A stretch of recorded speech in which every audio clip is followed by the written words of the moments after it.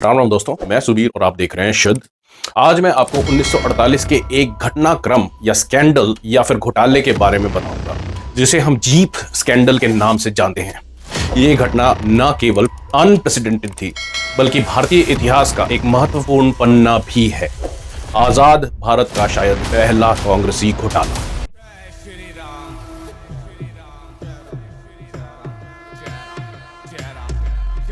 1948 के समय भारत ने अपने स्वतंत्रता संग्राम के बाद आजादी पाई थी, लेकिन देश में सामाजिक, आर्थिक और राजनीतिक सुख समृद्धि की भारी कमी थी। इस समय कांग्रेस ने एक विदेशी कंपनी के साथ पुरानी, हाँ आपने सही सुना, पुरानी जीपों की बिक्री के लिए सौदा किया था, जिसने बड़े घोटाले की बुआई करी। जीप घोटाला मामला 1948 में घटित हुआ था, जब वी के कृष्ण मेनन ने नियमों को अनदेखा करते हुए, प्रोटोकॉल को तोड़ते हुए एक विदेशी कंपनी के साथ सेना के लिए जीपों की खरीदारी के लिए 80 लाख रुपए के समझौते पर हस्ताक्षर कर दिए थे। भारतीय सेना को 1947-48 के भारत पाक युद्ध के दौरान पाकिस्तानी सेना के खिलाफ अधिक जीपों की आवश्यकता थी। कृष्ण मेनन ने 2000 पुरानी जीपों की खरीदारी के लिए आदेश दिया, जिनका मूल्य नई जीप्स की तुलना में एक ही था, जो अमेरिका या कनाडा से खरीदी जा सकती थी। उन्होंने ये तर्क रखा कि ये जीपें हमें जल्दी मिल जाएंगी और उनके पास पहले के कई उपकरण भी होंगे। जीप्स वितरित करने का ठेका एक विदेशी कंपनी एंटी मिस्टेंटेस को दिया गया, जिसकी कुल पूंजी केवल 605 यूरो थी। हाँ जी, आपने सही सुना, 605 यूरो। कृष्ण मेनन ने $1,72,000 का भुगतान करने के लिए सहमति दी, जिसमें से 65% भुगतान की राशि एडवांस में बिना किसी निरीक्षण या इंस्पेक्शन के दे दी गई। उन्होंने यह भी सहमति दी केवल 10% जीप्स का ही निरीक्षण किया जाएगा। जीप्स की बुरी हालत के कारण 155 जीपों में से कोई भी जीप सेवानिवृत्त नहीं हुई। रक्षा मंत्रालय ने उन्हें स्वीकार नहीं किया और एंटी मिस्टेंटेस ने जीप्स का वितरण स्थगित कर दी। उसके बाद मेनन ने एक और विदेशी कंपनी से कॉन्ट्रैक्ट किया, जो हमें वही जीप 1.5 गुना कीमत पर खरीदनी पड़ी।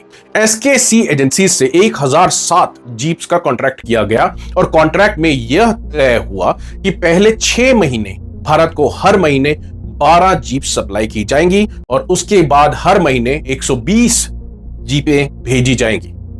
कांग्रेस की नाकामी और लालच के कारण 2 सालों में भारत को सिर्फ 49 जीपें ही दी गई और वो कंपनी भारत का पैसा भी खा गई। ऐसा कैसे हो सकता है कि कोई विदेशी कंपनी इतनी आसानी से भारत का पैसा खा जाए और कांग्रेस उनसे मिली ना हो? कुछ पच नहीं रहा। उस समय के गृह मंत्री गोविंद वल्लभ पंत और कांग्रेस सरकार ने मिलकर 30 सितंबर 1955 को घोषणा की कि जीप स्कैंडल केस की न्यायिक जांच को जांच समिति के अध्यक्ष श्री M.A. अयंगर जी के सुझाव को नजरअंदाज करते हुए बंद कर दिया जाएगा और जांच बंद कर दी गई। उन्होंने ये घोषणा की कि कांग्रेस सरकार ने केस को बंद करने का मन बना लिया है। अगर विपक्ष संतुष्ट नहीं है तो वो इस मुद्दे को इलेक्शन का मुद्दा बना सकती है। नेहरू के डायरेक्टली इन्वॉल्व होने का कोई सबूत नहीं है, लेकिन नेहरू ने 3 फरवरी 1956 को कृष्ण मेनन को अपने मंत्रिमंडल में पोर्टफोलियो के बिना ही मंत्री बना दिया। बाद में मेनन प्रधानमंत्री जवाहरलाल नेहरू के विश्वास पात्र के रूप में रक्षा मंत्री भी बन गए। जीपों की बिक्री में हुई धोखाधड़ी और उनकी खराब क्वालिटी की खबर सुनकर जनता में आक्रोश बढ़ा। लोग सरकार से इस मामले की जांच की मांग करने लगे और इस घटना ने देश में बड़े स्तर पर विरोध उत्पन्न किया। लेकिन इस मामले पर कांग्रेस सोती रही। अगर जाग जाती तो शायद नेहरू, मेनन और कई मंत्रियों की इन्वॉल्वमेंट पाई जाती।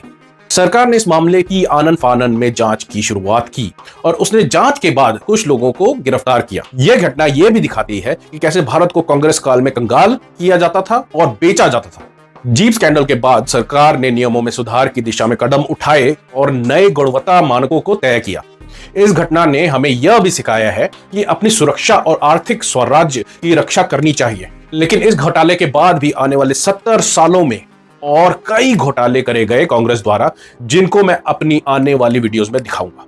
तो दोस्तों, ये थी 1948 के जीप स्कैंडल या फिर जीप घोटाले की कहानी, जिसने हमें एक महत्वपूर्ण सबक सिखाया। हमें अपने अधिकारों की रक्षा करनी चाहिए और हमारे देश में बैठे विदेशों के चाटुकारों और सीक्रेट MOU साइन करने वालों की धोखाधड़ी से सतर्क रहना चाहिए। चलिए इसी के साथ मैं अपनी वाणी को विराम देता हूं। राम राम, जय श्री राम, जय हनुमान।